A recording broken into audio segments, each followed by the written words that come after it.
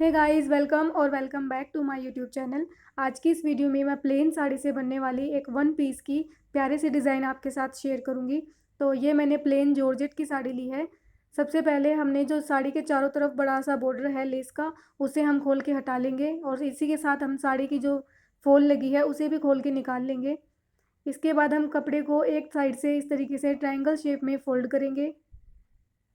अच्छे से इसे पूरे को ट्रायंगल शेप में फ़ोल्ड कर लेंगे। यहाँ पर हम शोल्डर का निशान लगाएंगे। मैं 7 इंच पे निशान लगाऊंगी। इसके बाद हम इसकी लेंथ का निशान लगाएंगे। मैंने लेंथ 15 इंच रखी है। सीधी लाइन से इस तरीके से मिला देंगे और इसे कट करके निकाल लेंगे। इसे कट करके निकाल लेने के बाद जो हमारा दूसरा वाला कॉर्नर है उसके ऊपर इसे अच्छे से सेट करते हुए रखेंगे और इसके भी हम कटिंग कर लेंगे। इस तरीके से दो पार्ट्स हमने कट करके निकाल लिए हैं। दोनों पार्ट्स को आमने सामने ओवरलैप करते हुए इस तरीके से रखेंगे। यहाँ पर हम गले की लंबाई का चेक करेंगे। गले की लंबाई मैंने 7 इंच रखी है। आप जितनी मर्जी उतनी लंबाई रख सकते हैं। तो इस तरीके से मैंने दोनों तरफ से 7-7 इंच की लंबाई सेट करके सेफ्टी पिन से इसे सिक्योर कर लिया है। और अब हम इसके एक्स्ट्रा कॉर्नर्स को कट करके निकाल देंगे। इसके बाद हम अपने दोनों पार्ट्स पर मोटी वाली सिलाई लगाएंगे। मोटी वाली सिलाई लगाने के बाद अब हम इसकी गैदरिंग करेंगे। किनारों पर हम इसकी गैदरिंग कर लेंगे। ये गैदरिंग हमने इसलिए की है ताकि हम इसकी लेंथ को अपनी कमर की जितना कर सकें। देखिए, दोनों साइड से हमने कॉर्नर्स पे गैदरिंग कर ली है। मेरी कमर का साइज़ 28 इंच है, तो इसका हम हाफ इंच तैयार करेंगे। ये 14 इंच मैंने तैयार कर लिया है। इतनी हम इस पर गैदरिंग करके दोनों पार्ट्स को जॉइंट कर लेंगे सिलाई लगा के। इसके बाद हम साड़ी को बिल्कुल सीधा कट कर लेंगे और जो एक्स्ट्रा है उसे हम कट करके निकाल देंगे।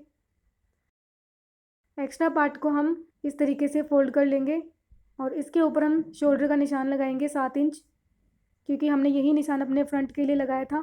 अब हम आर्म होल की लंबाई का निशान लगाएंगे। इसे भी मैं 7 इंच ही रखूँगी। इसके बाद हम टॉप की लेंथ का निशान लगाएंगे। फ्रंट पार्ट की लेंथ हमने 15 इंच रखी थी, तो इसकी भी लेंथ मैं 15 इंच ही रखूँगी। यहाँ पे हम अपने चेस्ट का 4th पार्ट लगाएंगे और यहाँ पर हम अपनी कमर का 4th पार्ट लगाएंगे। जैसा कि मैंने आपको बताया, मेरी कमर 28 थी, तो मैंने 7 इंच पे निशान लगाया है। और इसके बाद हम 1.5 इंच का मार्जिन देते हुए दोनों निशानों को इस तरीके से मिला लेंगे। आर्म होल की हम गोलाई देंगे। यहाँ पे हम गले का निशान लगाएंगे। शोल्डर पट्टी मैंने 4 इंच रखी है और 1 से 1.5 इंच के बीच में आप गले की लंबाई रख सकते हैं। इसके बाद हम इसकी कटिंग कर लेंगे। ये मैंने लाइनिंग का फैब्रिक लिया है, इसे मैंने डबल फोल्ड करके रखा है और अपने बैक पार्ट को इसके ऊपर इस तरीके से रखते हुए चारों तरफ मार्किंग करेंगे और इसकी भी हम कटिंग कर लेंगे। इस तरीके से हमने फ्रंट और बैक दोनों पार्ट्स की कटिंग कर ली है। अब हम बैक पार्ट को लाइनिंग वाले फैब्रिक के ऊपर इस तरीके से रखेंगे और दोनों पार्ट्स को आपस में शोल्डर पे सिलाई लगाते हुए जॉइंट कर लेंगे और चारों तरफ से हम फैब्रिक ग्लू की हेल्प से इसे चिपका लेंगे। अब हम अपने फ्रंट पार्ट को भी इस तरीके से फोल्ड कर लेंगे।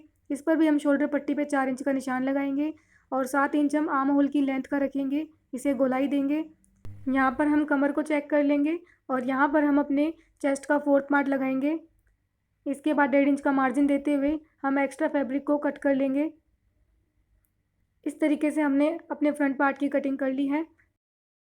अब मैंने साड़ी का एक बचा हुआ पीस लिया है। इस पर हम तिरछी पट्टी कट करेंगे।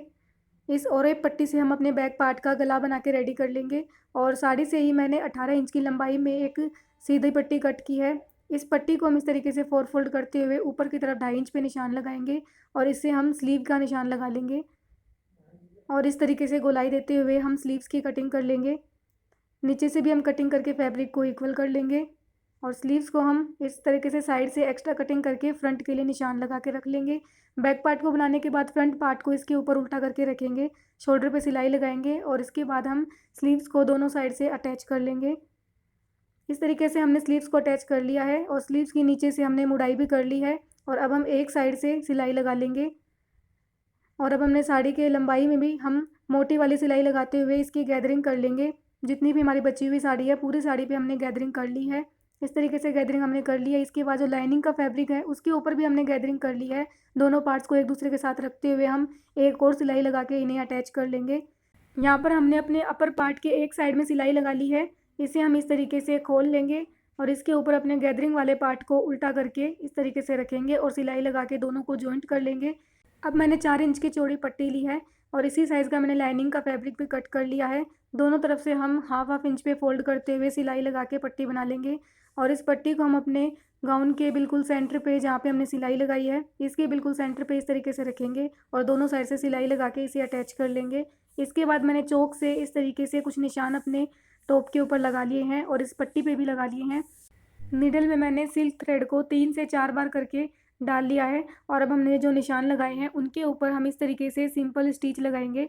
जितने भी हमने निशान लगाए हैं सभी निशानों के ऊपर इसी तरीके से हमने सिंपल स्टिच लगा लेंगे।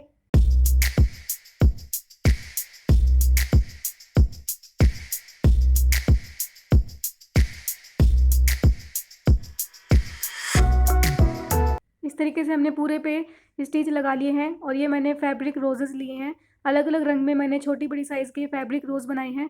इन रोज़ को हम इस तरीके से एक सीक्वेंस में इस तरीके से अरेंज कर लेंगे और इस तरीके से अरेंज कर लेने के बाद फैब्रिक ग्लू की हेल्प से इन सभी रोजेस को हम इस तरीके से चिपका लेंगे। जब ये सूख जाएंगे तब हम नीडल की हेल्प से चारों तरफ से छोटे छोटे स्टिच लगाते हुए इन्हें परमानेंट कर लेंगे। सो गाइज इस तरीके से हमारी डिज़ाइन की जो वीडियो है वो बनके तैयार हो चुकी है। ये प्यारी सी गाउन हमारी बनके तैयार हुई है। आपको ये वीडियो कैसी लगी? अगर वीडियो अच्छी लगी है तो वीडियो को लाइक करें, शेयर करें और प्लीज़ मेरे चैनल को ज़रूर सब्सक्राइब कर लें। मैं मिलती हूँ आपसे नेक्स्ट वीडियो में। तब तक के लिए God bless and tata bye bye.